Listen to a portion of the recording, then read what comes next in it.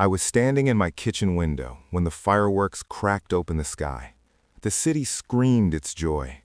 I watched my reflection in the glass, steady, unsmiling, while the kettle screamed too, forgotten on the stove. My phone lay face down on the counter, silent, exactly as planned. They told me not to come because I would make everyone uncomfortable, as if discomfort were a crime, as if silence hadn't been my lifelong sentence at that table. So I stayed home. I poured a drink I didn't need. I waited for the minute hand to click into place. At 12:01, my brother called. "What did you do?" he whispered, already guilty. "Dad just saw the news, and he's not breathing right." I didn't answer him. I watched the second hand sweep. I listened to his panic find rhythm. Then I hung up. This wasn't an accident. It was a return. There was a time, before the dinners went cold, before the smiles sharpened, when my family was a room I belonged in. My father's voice carried weight and warmth. My brother laughed with me, not at me. And my name didn't arrive preceded by sighs. I built a life that made them proud, or so I thought. The shift was quiet. It always is. Invitations arrived late. Jokes landed wrong. My successes were met with careful nods like they were suspicious packages. When I asked why, they said I was sensitive. When I insisted, they said I was difficult. When I pushed back, they said I was making things uncomfortable. The betrayal wasn't a single moment. It was a pattern pretending to be coincidence. I noticed the emails first, threads that stopped including me. Then the bank statements, numbers moving without explanation. Then the lawyer's name slipping into conversations like a secret everyone else was in on. I didn't confront them. I learned.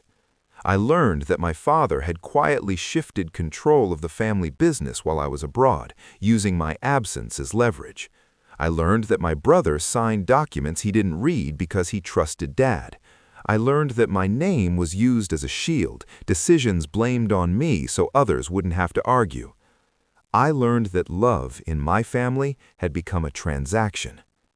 The evidence came in a message forwarded by mistake. A single line was enough. If they push, say it's for their own good. My own good, written by someone who had never asked what that meant. I didn't cry.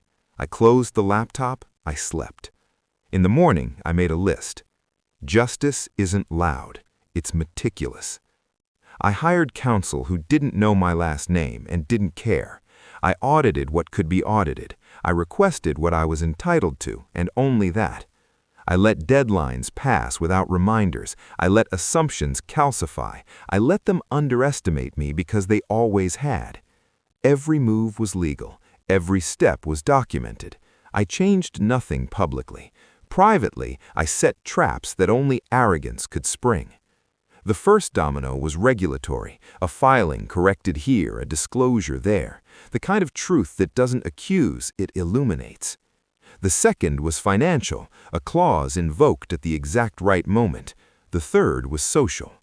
I didn't speak. I let the facts introduce themselves. They invited me less. They called me never. They told themselves I was alone and powerless. They told themselves wrong. By December, the story was ready to be told, not by me, by the news. When the headline broke, I was at my window. Fireworks, smoke, the city forgiving itself for another year. The screen lit up with my brother's name at 12:01. "What did you do?" he asked again, louder now. "They're saying, Dad, he didn't know." "He did," I said, finally. My voice didn't shake. He signed it. The confrontation didn't happen at midnight. It happened later, when the shock wore thin and the questions grew teeth. My father called me at dawn. His voice was smaller than I remembered. "Why?" he asked, like the word could carry him across the gap. "Because you taught me to read contracts," I said. "Because you taught me to be precise. Because you taught me that silence is consent, and I withdrew mine." He tried to reframe it. He tried to apologize without apologizing. He tried to make it about family. I let him try. Then I ended the call. The fallout was swift. Positions resigned, accounts frozen, friends vanished. The table they kept me from collapsed under its own weight. The discomfort they feared arrived anyway, dressed as truth. I wasn't invited back. I didn't ask to be. Now, when I think about that night, I don't think about being alone. I think about timing. I think about restraint. I think about how power shifts when you stop pleading for a seat and start choosing where to stand. I didn't ruin them. I revealed them. And as the city cleaned the glitter from its streets, I slept, finally, without the ache of waiting to be chosen.